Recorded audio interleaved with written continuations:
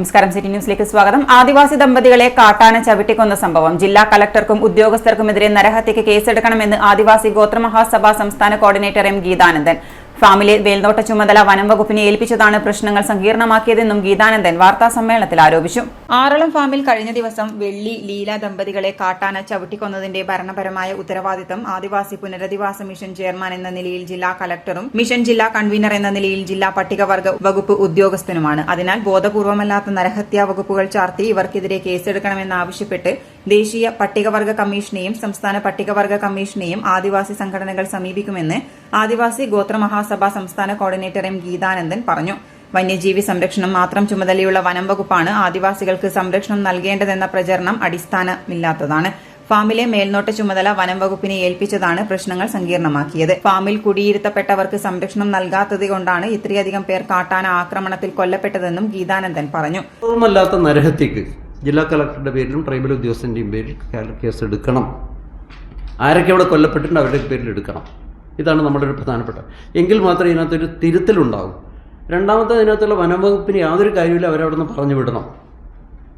ആ ഭൂമിയിൽ അവർക്ക് യാതൊരു സേയില്ല. അത് പൂർണ്ണമായിട്ടും അവരവിടെ കെട്ടിടങ്ങൾ ഒഴിവാക്കി വനത്തിൽ പോകണം. അവർ മനസ്സിലായല്ലേ?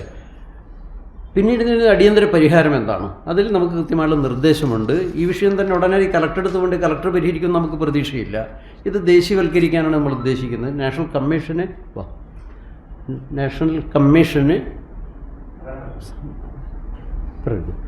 ദേശീയ പട്ടികവർഗ ഗോത്ര കമ്മീഷൻ, അതേപോലെ സംസ്ഥാന ഗോത്രവർഗ കമ്മീഷൻ ഇവർക്ക് കൊടുക്കുകയും ഞങ്ങൾ കോടതിയെ സമീപിക്കുകയും ചെയ്യും. കുറ്റവാളികൾ ഇതിനകത്ത് ബുക്ക് ചെയ്യപ്പെടണം.